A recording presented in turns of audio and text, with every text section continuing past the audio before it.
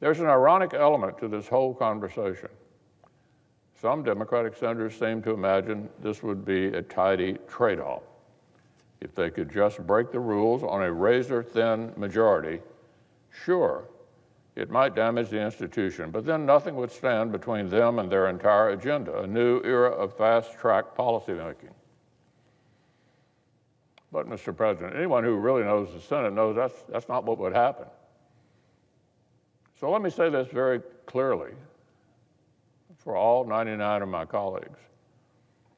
Nobody serving in this chamber can even begin to imagine what a completely scorched earth Senate would look like. None of us have served 1 minute in a Senate that was completely drained of comedy and consent.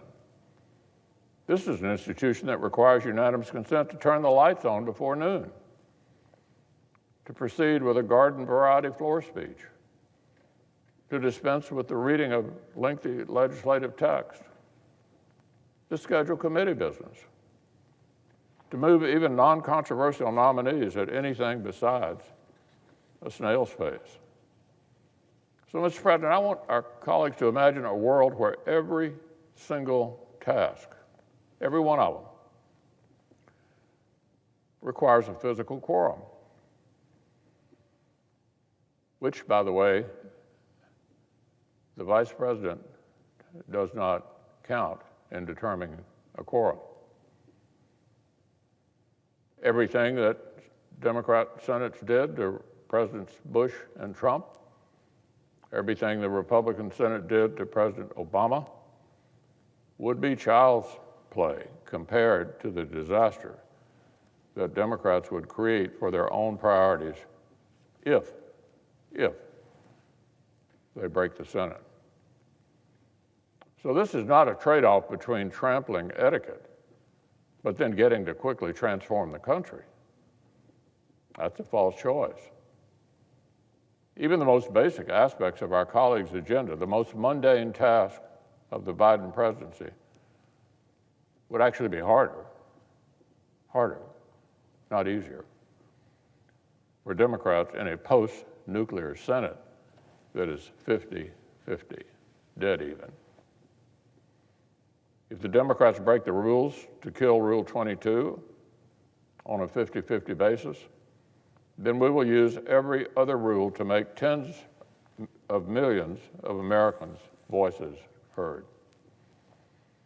Perhaps the majority would come after the other rules next. Perhaps Rule 22 would just be the first domino of many, until the Senate ceased to be distinct from the House in any respect. This chaos would not open up an express lane to liberal change. It would not open up an express lane for the Biden presidency to speed into the history books. The Senate would be more like a 100-car pileup, nothing moving. And then there's the small matter that majorities are actually never permanent. The last time a Democratic leader was trying to start a nuclear exchange, I remember offering a warning. I said my colleagues would regret it a lot sooner than they thought. And just a few years and a few Supreme Court vacancies later, many of our Democratic colleagues said publicly that they did. Touching the hot stove again would yield the same result, but even more dramatic. As soon as Republicans wound up back in the saddle, we wouldn't just erase every liberal change that hurt the country. We'd strengthen America with all kinds of conservative policies with zero input from the other side. How about this? Nationwide right to work for working Americans. Defunding Planned Parenthood in sanctuary cities on day one. A whole new era of domestic energy production. Sweeping new protections for conscience and the right to life of the unborn. concealed carry reciprocity in all 50 states and the District of Columbia, massive hardening of security on our southern border.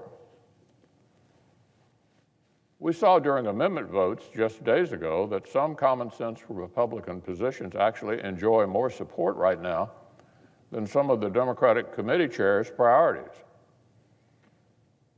And this is with them in the majority.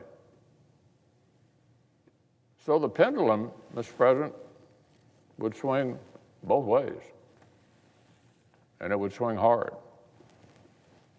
My colleagues and I have refused to kill the Senate for instant gratification. In 2017 and 2018, I was lobbied to do exactly what Democrats want to do now. A sitting president leaned on me to do it. He tweeted about it. What did I do, Mr. President? I said to the president at that time, no. I said no repeatedly, because becoming a U.S. Senator comes with higher duties than steamrolling any obstacle to short-term power. I meant it. Republicans meant it. Less than 2 months ago, two of our Democratic colleagues said they mean it too. If they keep their word, we have a bipartisan majority that can put principle first and keep the Senate safe.